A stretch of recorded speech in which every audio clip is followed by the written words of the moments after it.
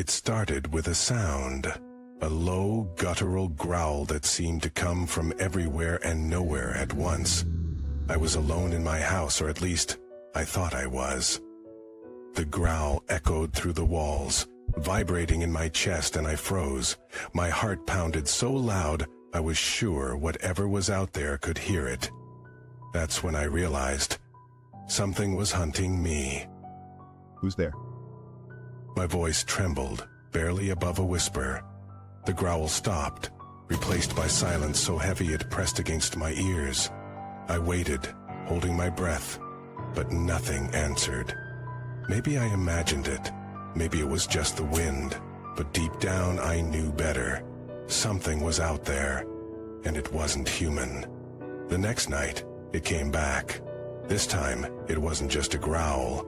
It was footsteps, slow, deliberate, circling the house. I stood by the window, peering into the darkness, but I couldn't see anything.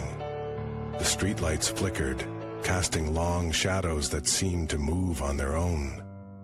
My hands shook as I gripped the curtains. This isn't real. This can't be real. But it was. The footsteps stopped right outside my door. I backed away, my breath coming in short, panicked bursts. The doorknob rattled, just once, and then silence. I didn't sleep that night. I couldn't. The next morning I called my friend. He's the kind of guy who doesn't believe in anything he can't see or touch. I needed someone to tell me I wasn't losing my mind.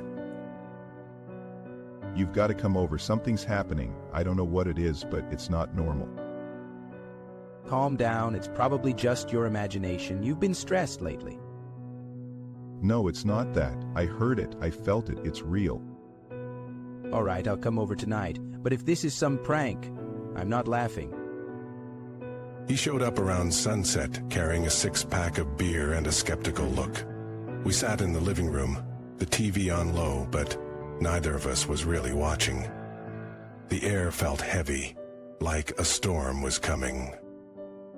So, where's this thing you've been hearing? It's not here yet, but it will be. It comes at night. Right, well, I'll believe it when I see it. Hours passed, and nothing happened. My friend started to doze off on the couch, but I couldn't relax. I kept staring at the windows, waiting for something to move. Then, just after midnight, it started. The growl, low and deep, like before, but louder this time. My friend jerked awake, his eyes wide. What the hell was that? I told you, it's here. The footsteps followed, slow and heavy, circling the house.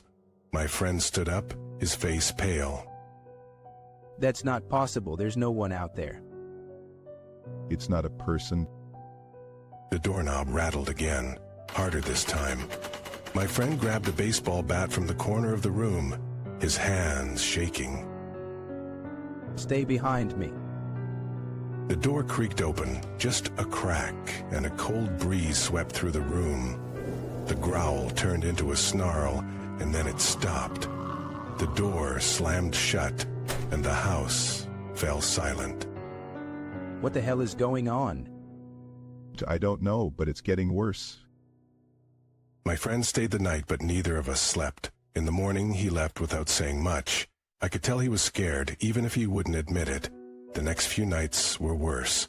The growling got louder, the footsteps closer. I started seeing things, shadows moving in the corners of my vision, shapes that didn't make sense. I tried to leave the house, but every time I stepped outside, I felt it watching me. I could feel its eyes on my back, its breath on my neck. I always ended up running back inside, slamming the door behind me. One night, I couldn't take it anymore. I called my sister. She's always been the practical one, the one who knows what to do. You need to get out of there. Come stay with me. I can't. It won't let me leave. That's ridiculous. Just get in your car and drive. You don't understand. It's not that simple. She came over the next day, determined to get me out of the house. But as soon as she stepped inside, she felt it too.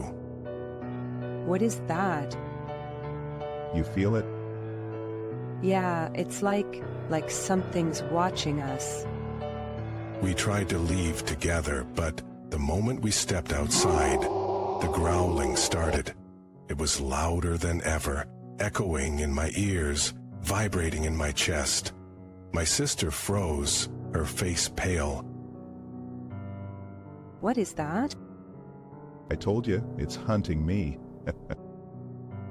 We ran back inside, slamming the door behind us. My sister stayed the night, but she left in the morning, promising to call someone who could help.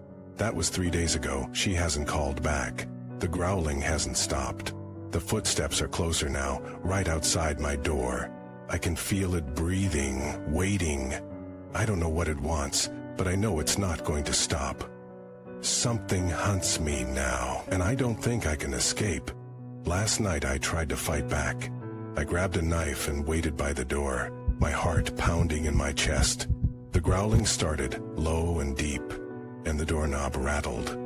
I swung the door open, ready to face whatever was out there, but there was nothing, just darkness and silence. I stepped outside, the knife trembling in my hand. Show yourself. The growl came from behind me, so close I could feel it on my neck. I spun around, but there was nothing there. The knife slipped from my hand, clattering to the ground. I ran back inside, slamming the door and locking it behind me. It's still out there. I can hear it, circling the house, waiting. I don't know how much longer I can last. Something hunts me now, and I don't think I'll survive the night.